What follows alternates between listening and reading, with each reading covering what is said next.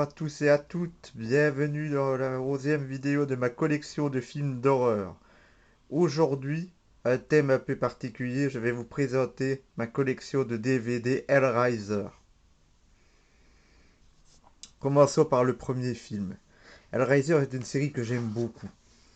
Le premier film est celui réalisé par Clive Barker, Hellraiser le Pacte, avec Pinhead. Excellent film d'horreur. Pour moi, le premier Hellraiser a été un choc à l'époque où je l'ai vu. Et encore aujourd'hui, je le revois encore avec le même plaisir. Excellent film d'horreur, différent de tout ce qu'on faisait à l'époque. Ce film mêlant le satanisme, le SM, a été un choc. Et c'est un très très très très beau film d'horreur. Les cénobites sont glaçants, ils font très peur. Les héros du film sont matures. C'est pas un teen movie. C'est un très beau film. La seule chose à déplorer, c'est l'édition TF1 vidéo qui, comme d'habitude, n'est pas très bonne. Ce n'est pas un director's cut, il y a des scènes coupées, mais enfin, on peut quand même avoir le film. Et c'est ça le principal à défaut d'autre chose. Hellraiser, le pacte est très très très très bon. Sa suite directe, Hellraiser, les écorchés, sous-titré La souffrance est son seul plaisir, est un excellent film d'horreur également. C'est la suite directe du premier. On y voit l'enfer. On y voit les tourments de l'enfer. D'après la vision de Clive Barker, ce film est merveilleux. Le seul point noir, c'est ce que ce film a été charcuté dans son édition française, car il est beaucoup plus long. Et j'attends avec impatience le jour où nous pourrons avoir une version Director's Cut digne de Snow, ou autre chose que les merdes qui nous sont proposées par TF1 Vidéo.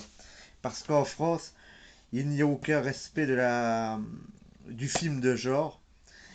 Et parfois, quand je vois les versions qu'on nous sort, je me dis qu'on nous prend vraiment pour des imbéciles. À côté de ça, le film est très beau et je vous le recommande. Les deux films, d'ailleurs. C'est deux très très beaux films.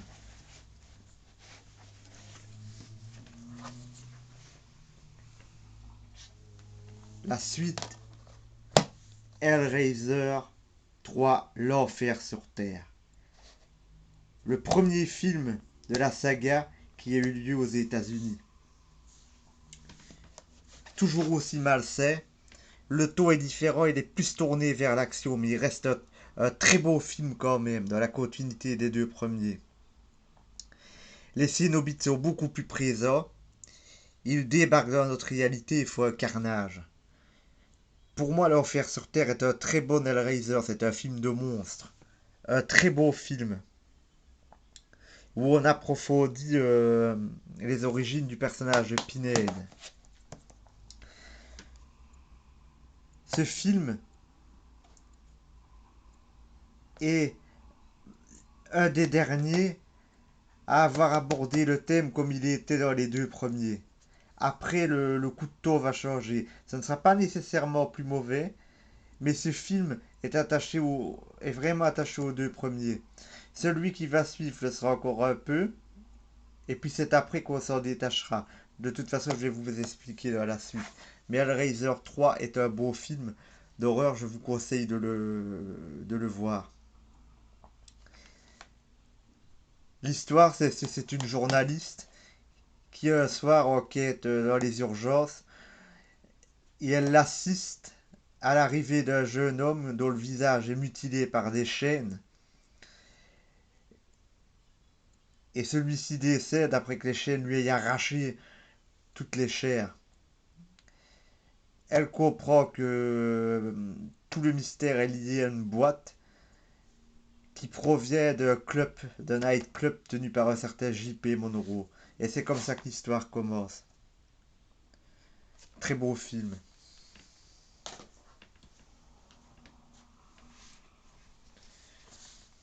Le suivant, Hellraiser Bloodline. Pour moi, c'est un des plus faibles. Il représente l'histoire, c'est de présenter la saga dès le marchand, le créateur de la boîte qui permet d'ouvrir la porte vers les enfers, ainsi que sa descendance. Le film est construit de la manière suivante. Une première partie à l'époque de Le Marchand même, donc qui se passe vers le fin 18-19e siècle.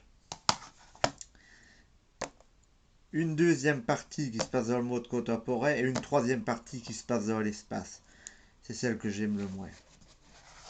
À l'origine, le film était fait pour se passer au 19e siècle et c'est les producteurs qui ont insisté pour qu'il y ait une dernière partie spatiale parce que c'était très à la mode. Et hélas, nous n'avons pas de director's cut de la version finale du film tel que le voyait le réalisateur. Sinon, que vaut ce film? Ce film est bon. Ce film est bon par sa première partie, qui est vraiment dans l'esprit d'Hellraiser, qui nous montre un sorcier créant la boîte pour faire venir une femme démon pour assouvir ses désirs sexuels. C'est une très bonne partie, très malsaine, très dans l'esprit de Clive Barker. La deuxième partie est un peu plus classique avec des cénobites, mais bien quand même. Et c'est la partie dans l'espace qui est la plus invraisemblable. Toutefois, moi je pense que ce film, malgré ses défauts, clôture la première partie d'Hellraiser. Et je conseille de quand même vous le procurer. Ça reste quand même un beau film par rapport à beaucoup de films qu'on voit actuellement. Et il y a de très très bonnes scènes dans ce film. Et des bonnes variations de Cénobites comme les jumeaux que vous pouvez voir là. C'est un beau film, toujours avec l'excellent Doug Bradley qui fait une très bonne prestation. C'est à partir d'ici que ça change. Hellraiser Inferno. Clive Barker ne l'a pas aimé, beaucoup de fans ne l'ont pas aimé. Moi personnellement, je l'ai adoré. Ce film laisse tomber les peurs liées à la chair et compagnie et part dans des peurs plus psychologiques. Au père plié avec la réalité. L'histoire, c'est l'histoire d'un policier. Un policier corrompu, adepte de puzzle, qui va se retrouver plongé dans l'enfer de ses souvenirs jusqu'à ne plus pouvoir en sortir.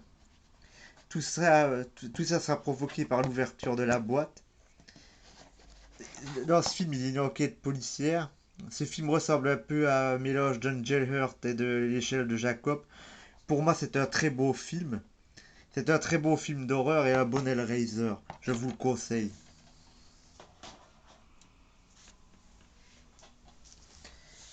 La suite, Hellraiser 6 Hellseeker, est un peu du même tonneau qu'Hellraiser 5. Mais il est la suite directe de Hellraiser 2. On y revoit Kirsty Cotton, qui est désormais mariée avec cet homme que vous voyez là. C'est un très beau film. Pareil, des peurs psychologiques, des hallucinations. C'est un bon film d'horreur. Comme je le dis, beaucoup de fans n'ont pas aimé. La presse l'a un peu crucifié. Pourtant, c'est un bon film. Quand les choses deviennent un peu différentes, on peut remarquer que la critique égratigne directement. Franchement, regardez-le, faites-vous-en votre propre idée, parce que pour moi, c'est un des meilleurs. C'est vraiment un très beau film.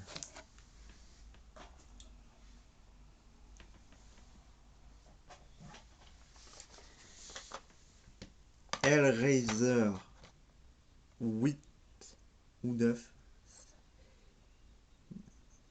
Non, c'est le 7. Hellraiser 7, Deader. Très beau film.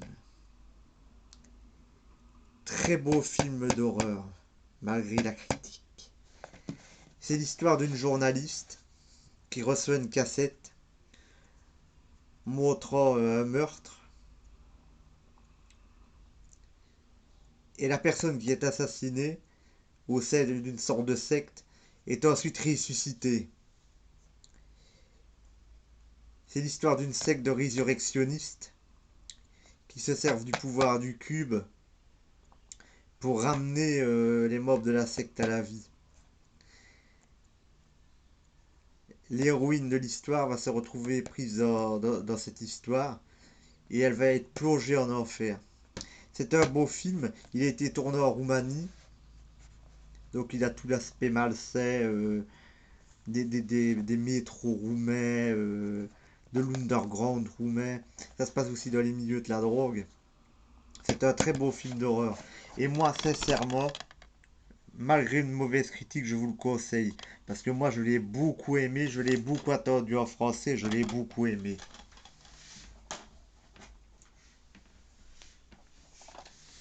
Le dernier sorti, Hellraiser Hellworld, est pour moi l'un des plus mauvais. Car ce n'est pas un Hellraiser.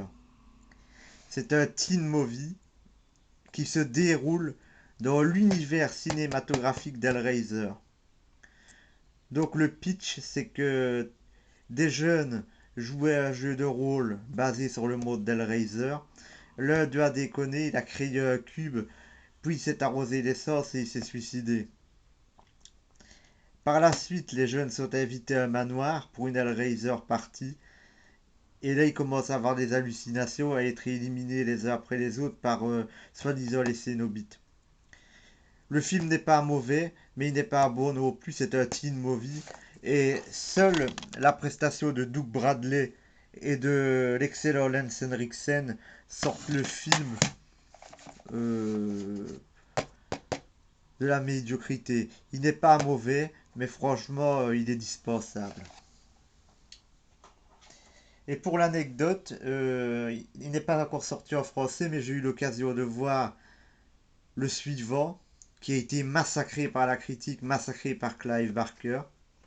C'est vrai que c'est un petit film sans grand moyen, à moitié found footage, mais c'est un petit film qui revient quand même aux origines. Le cube, la chair, la sexualité, les écorchés. Pour moi, pour moi, sincèrement, il n'était pas mauvais du tout. C'est simplement un petit film. Il faut le prendre comme un épisode intermédiaire, mais il n'était pas mauvais du tout. Et quand il sortira en DVD, je me le procurerai avec plaisir. Il est dommage, il est dommage que la Weinstein Company n'ait pas donné la chance à Laurent à Bustillo et Maury ainsi qu'à Pascal Logier de faire leur propre version d'Hellraiser, car nous aurions eu de véritables pépites d'horreur. Espérons que le remake tombe dans les mains de Clive Barker et qu'on puisse en faire revoir un Hellraiser qui fait peur, malsain et basé sur les univers de la chair et des plaisirs interdits. Je vous remercie de votre attention et je vous dis à bientôt pour ma prochaine vidéo vous présentant ma collection de films d'horreur.